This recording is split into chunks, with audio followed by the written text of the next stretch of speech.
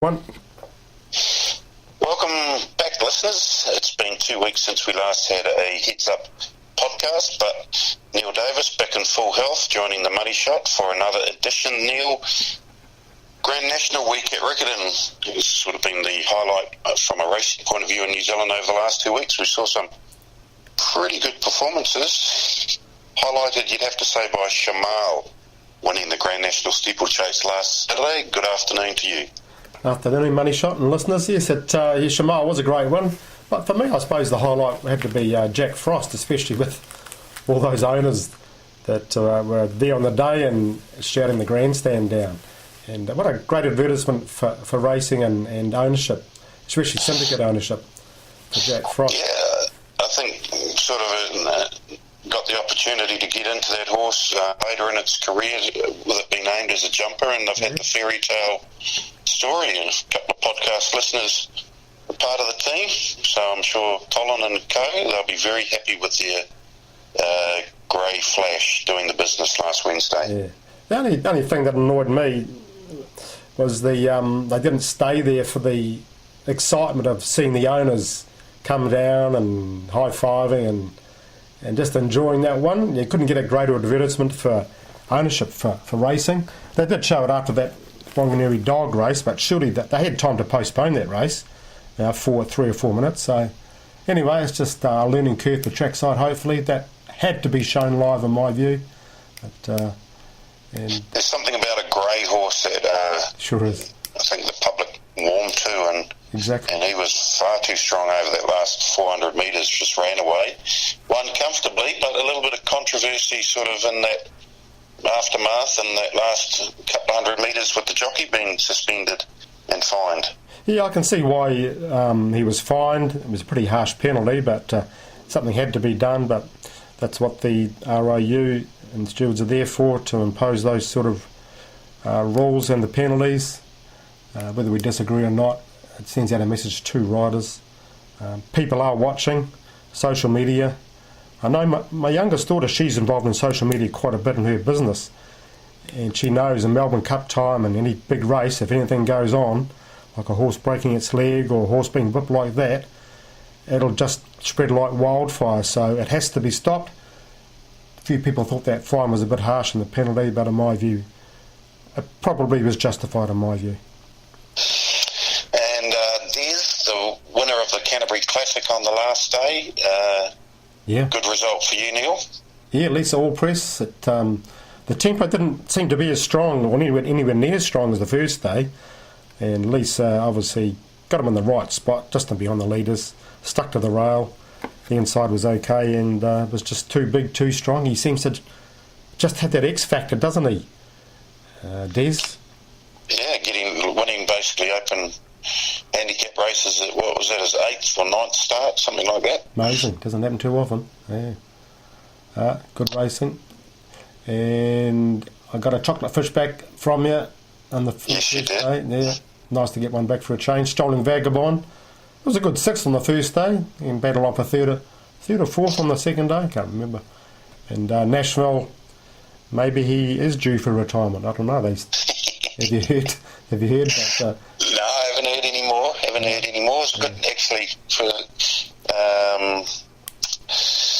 Strolling Vagabond's trainer, Gerald Innes. Good carnival for him. He owned a winner on the third day and trained a winner, the first and the last races with the Huntsman and Centre Attention, wasn't it? Centre Attention, that's one. Yep. So that was good. But the South Island certainly did pretty well, I thought, overall in that carnival. They certainly, normally it's a North Island benefit, but plenty of races were going to those at the Deep South, including a very impressive Finbar. And I know you had some thoughts on that race. Yeah, Finbar just he had no right to win. 3 wide in the open off a decent tempo, and just proved too strong. Had the weight advantage, I suppose, over the first two, but gee, he's raced every start since last October, every month since last October, except for I think it's December. So well done to Gay Robinson, the trainer, and he just seems to be an improving type, and who knows how far he can go. Just on my ratings, he's improved every start. The last 7 starts, his ratings improved every start. So Not many That horses wouldn't do happen too often, would it? No, it doesn't actually. Very rarely does it happen every time. But something you mentioned on the last podcast was the BT Junior would not finish last, and you were dead right. Got quite a few listeners who follow him, and one of our favourites. So how's he come through that run? Yeah, very well. He's jumping out of his... he'll be going back to Te Rapa next Saturday, the 25th, for an open 1600 there, and then probably see him up over a distance more suitable to him at the following start, maybe again at Te Rapa if all things go to plan. So it was a good pipe opener, good for him to stretch his legs, and he might win another race yet, you never know. Yeah, well, his closing sectionals were pretty good, and no chance of starting at Hastings? No, definitely not. Okay, yeah. Well, later on we'll chat about a bit about Hastings, especially with the three markets up for the three big races. Okay, back with part two in a moment with a preview of a really good race at Te Rapa tomorrow. Okay, with the we'll preview two races for Saturday, and obviously the best race of the day is at Te Rapa Money Shot, race 6, the Foxbridge Plate, and pretty good field, and made the best horse win, but there's always that damn sand, that kickback factor you've got to bring into account, don't you? Unfortunately. You do indeed, Neil. Yep, It's been a bit of a bugbear over these last 3 or 4 months at Te Rapa, the excess sand that was put on the track that's causing a few issues, but it's a high-class field of 14 very good gallopers. I guess the thing to remember, though, is over half the field, 8 of them are fresh up, so hard to get a line on those horses fresh up. A couple of missed lead-up trials as well. Yeah. If you're wanting rock-solid, hard, fit horses, you couldn't go past number 10, New York Minute, could you? I mean, she's won 3 out of 3 and has looked good doing it, and got the right marble to have a soft run near the pace, and any further deterioration of the track conditions won't affect her as well. Yeah. Whether she's got the class of some of the other competitors, who knows? But on paper, I'd be picking New York Minute. What about you? Yeah, I thought $6 was pretty good money, and I'd see that's been snapped up, and she does look the one to me. You're right, race fitness is going to be a factor. Andrew Forsman said yesterday on the radio that she's had one gallop between New Plymouth and tomorrow. So she's been kept fresh. They know exactly what they're doing with a high-class mare like her. The only niggling doubt I've got is she isn't lightning fast out of the gates, and drawing 3, if she doesn't pick it, she could easily get crossed and end up sort of 5th or 6th, and from there she go from $4.80 to about $15 in running. But if she gets the lead and that fence is okay, and if you're going to punch, I'd wait until you see how that track plays, and it should play all right on the inside. I think she'll lead, and as you say, race fitness, Jonathan Riddell on, they've got to be hard, especially, it's weight for age obviously, but still a 2 kg advantage over the main rivals like Julius and Close Up. She's got to be tough to run down, doesn't she? She does. From a punting point of view, you'd really probably be best advised to wait till much nearer post time to have a bet, especially seeing if there's any money for these fresh up horses. Money generally speaks all languages when it comes to horses fresh up, whether they're ready to go or not. Frank Galetta, I know, has been burning the tracks down, but and Julius, obviously, I don't think he was overly impressive in his win 2 weeks ago, but you can't knock his record, can you? No, you can't. He just keeps on winning. Like Waddell said, he just wants to win. They come near him and he just keeps kicking. The only query I've got is John Bell said, was first of all, I actually put him on top thinking he'd just sit outside New York Minute, and from there with no kickback it'd be damn hard to beat, but he said they're going to take a sit, whether that's 4th or 5th. It's going to be with cover, and with New York Minute, especially if that rail's okay and she kicks on that turn, I just can't see him running her down. So intriguing tactics. Waddell may just defy those things, and if he jumps well, sit second outer, which would be the place to be. But Yeah, I think it's a wait-and-see race. Close up, I do like. He's the definite improver, especially at the weights. And ran second in this last year, didn't he, to Under the Moonlight? So He did, and then came out and won the Group 1. that's right, yeah, at Hastings. So good horse, good trainer, top rider. No, should be a good race, and good to see all those good horses back Yeah. on the track. And I guess the second fiddle meeting in New Zealand on Saturdays at Waverley, the replacement venue from Otaki, which is still out of action. They've got a good open handicap, 1400, race 5 on their card, Neil, with some pretty proven performers at the top of the book there. Scapolo, 20 race winner. Dolcetto, we all know how good he is. And Ladies First resuming after that Auckland Cup victory. Yeah, good race. You're down that way. What's the weather like? This is Friday afternoon. What's the weather like down there? Well, it's been showery. Wanganui copped a bit of rain last night. Yeah. Waverley didn't cop quite as much, I believe. Still a slow 9, but I wouldn't imagine it'll get any better than a slow 9 would be my pick. Okay. And you're going to be attending the races there? I might pop along. Yeah. Be good to get along to Waverley. It's a great country atmosphere. Good people in charge, so we might go and have a little boat peep and see if we can find a winner in the 7-race card. Yeah, that's right. Don't know about this race though, Neil. It's very tough.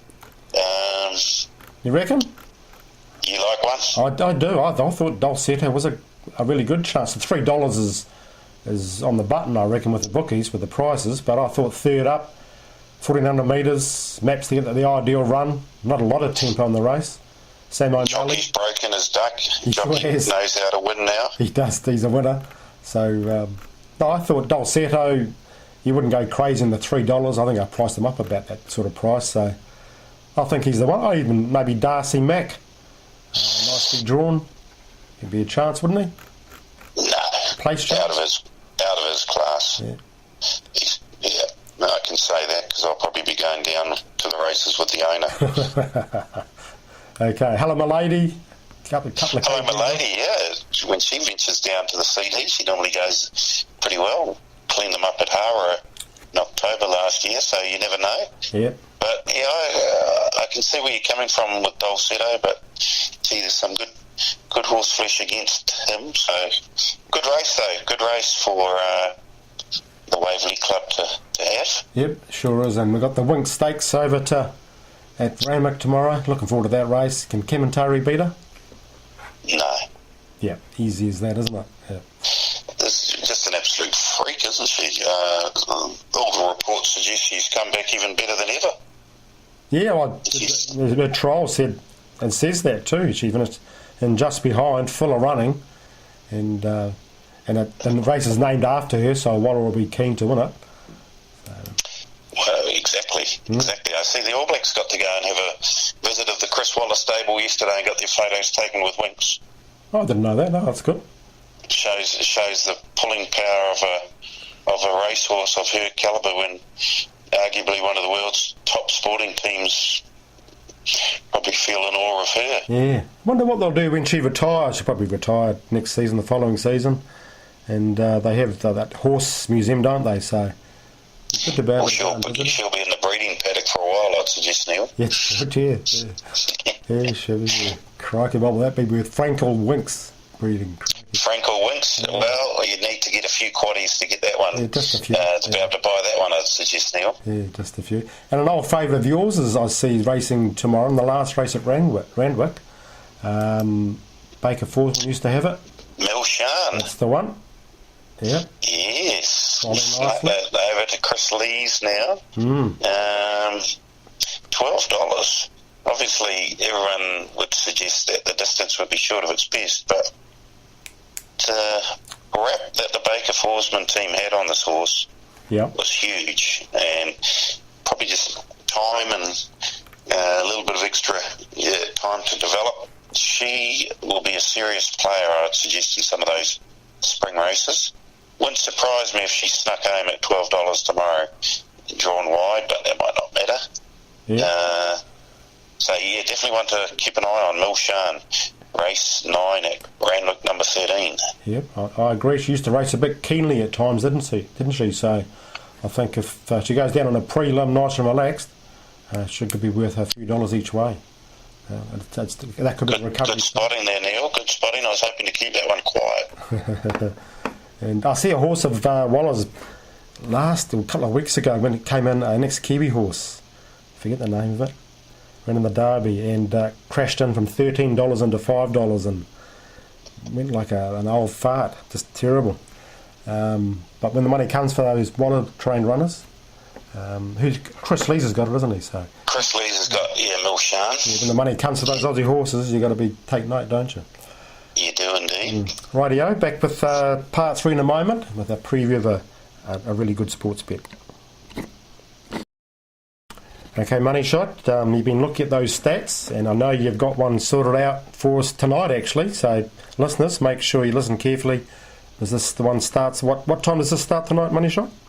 8 o'clock tonight, 8 o'clock Friday night, NRL. The round kicks off with the Manly Seagulls hosting the Gold Coast Titans, Brookvale Oval. Yep. Manly are favourites. Their coach has resigned. Their season has been decidedly average, and yet they're 6.5-point favourites, which I think is very much a false favourite when you look at the stats. Manly, when favourites have only covered the line 13 times out of their last 40 attempts, when favourites, so well under half. About 30 and at Brookvale, Brookvale only 5 out of the last 17 times, so it isn't exactly a fortress like days gone by of Brookvale Oval. So right. We're tipping Gold Coast, who lost in an absolute heartbreak loss to Penrith last week, to do the business against Manly, well, at least to keep it within 6 points. So we'll get that up. You got that option up there, Neil, for the point start tonight. Manly v Gold Coast, which is option number, when it comes up here again, option number 2066, number 4. Number 4, Gold Coast plus 6.5, $1.87. And I guess we need to touch on the Test match tonight. It's on Saturday night, Neil. Yep. First game of the Rugby Championship, Bledisloe Cup. All Blacks 12.5-point favourites. I think that might be a bit too many, actually. I think Australia might stay within that 12.5-point buffer.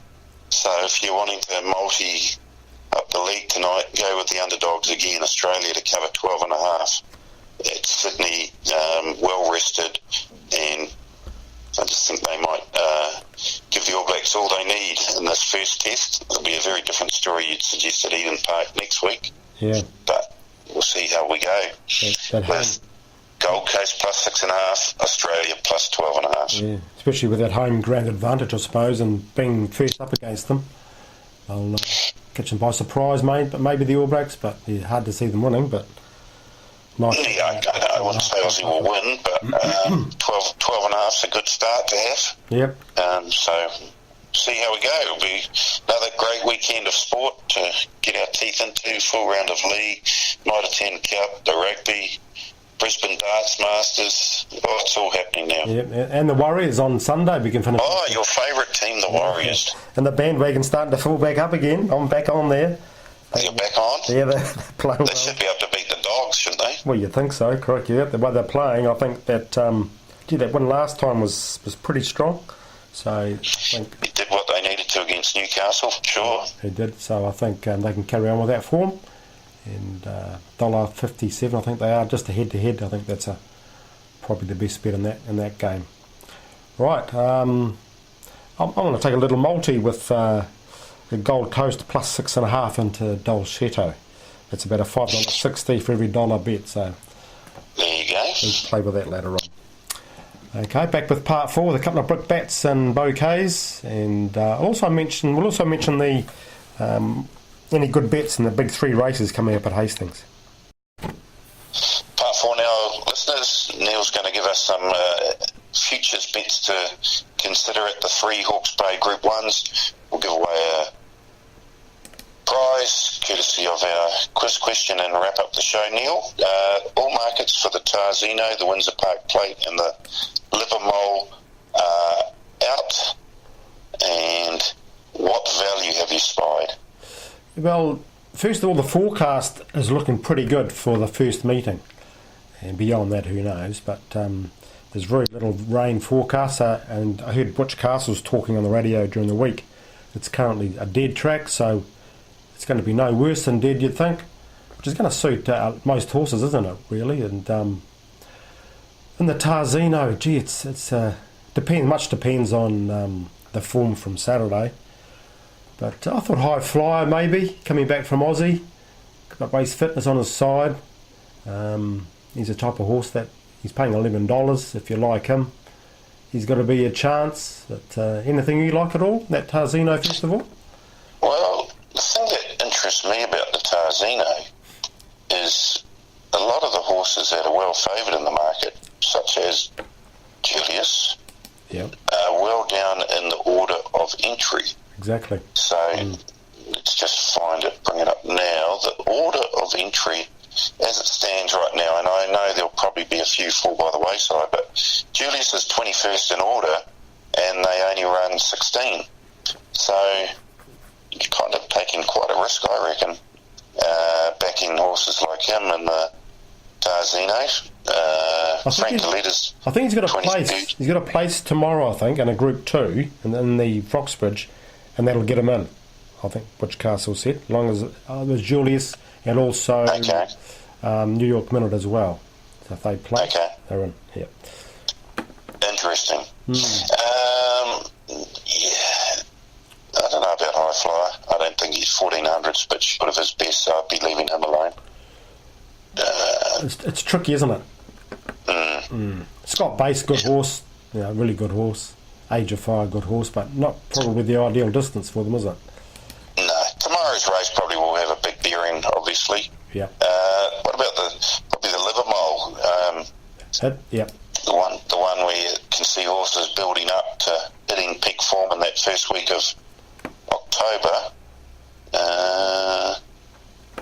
Ladies first on her way to the Melbourne Cup. Couldn't see her wait for age, but I thought Savvy Cope and Scott Base are the two favourites at $10. They do look well placed. Savvy Cope's obviously won there before, and Scott Base, big strong horse, and I think he is going to the Cox Plate if everything goes to plan and he goes well there. But a horse I do like for a few dollars is Darscape Princess. Fraser Ulrich trained, and I think she's a pretty good mare, and that should be even stronger this campaign. And I thought $14 if you're looking for a long range bet, she could be the way to go. Anything else you want to? No, I'll listen to your words of wisdom there. It's always tough, Princess. Always tough, but she's a good tough mare, and it's got to be tough. So. Okay, now last heads up, we had the question was, what was the name of the horse that was Don Grubb trained and David Walsh ridden in the to win the Winter Cup? Yeah, 1985 Winter Cup, and it was? Always Summer. How many did we get remembering that horse from 30 years ago? We got 6, so give me a number between 1 and 6, and they get a month's free Form Pro sub. 2. Lee P. Lee will be happy. Lee P. Been a subscriber for a while, so I'll let out a month sub to your... like that. So well done, Lee. Now this week's question? Yep, this one. What's it going to be? Well, we'll talk about the Grand National Shamal winning with Buddy Lammis riding. Now, I don't know how many jockeys have won a Grand National and have won Group 1 races on the flat, but Buddy's one of probably a very, very select few that have done both those things. So we need to know the name of either one of Buddy Lammis's 2 Group 1 winning rides. So the name of the horse, I believe he's had 2 Group 1 winners, 2 different horses. So if you know one of those, send your text or email to Neil and you will be in the draw to win a nice prize announced next week on Heads Up. Neil, the numbers and the email. Yeah, 027 352 6402 or formpro@formpro.co.nz. Have it in by Monday night and you'll go in the draw for next week. Just before we sign off, I went to the trials at Te Teko on Monday. And you did? It was a really nice day too. The track was pretty reasonable. was definitely biased towards the outside, but it's only trials, so it doesn't matter. But a couple to watch out for. One I was really impressed with in the first heat and ran third was Devil May Care. Looked really strong and ready to go. I think he's... Stephen Ramsey. Yep. Richard, actually. Oh, sorry, yes, Valor Colours, but yeah, trained by Tiakau. Yep. And Cote d'Or was also nice in that heat, but Devil May Care is definitely ready to go to Hastings and be tough to beat there. And there's one horse I won't mention, and didn't try an inch, and it's set to win Fresh Up, so watch out, subscribers, for that horse. And Tiakau Shark was the other horse that I really did like. He had a second trial, was punched out and really picked up strongly with Opion and won his trial, running down not a bad horse in John Snow. So watch out for Tiakau Shark. Sounds good, Neil. And if you want all the good info, of course, Neil, it is a business, it isn't a charity, so you can always subscribe if you're listening to this as a free listener. There's subscription options available, and all the good info coming up over the spring is available on the website, and all the details how to get amongst it is there as well, Neil, no doubt. Yeah, too right. And probably the best way of making money out of Te Rapa tomorrow is to look at the sectional review are we doing for Te Rapa from Saturday. All the good closes and the tempos, etc. Because there'll be quite a few horses going from there to Hastings and be fitter than other horses, so look out for that. Okay, well, Money Shot, have a good weekend. Give us a report back on Waverley races if you end up going out there tomorrow. I will do, Neil. Yeah. And look forward to next week. We've got the Naki Challenge, the inaugural running of the Taranaki Challenge, the special condition maiden race worth 101,000, and Bakaranga Hunt meeting at Te Rapa as well. So another good weekend of racing coming up. Yep. That's good to hear. No, I'm looking forward to that race. It's going to be a lot of interest. Okay, everyone, have a great weekend.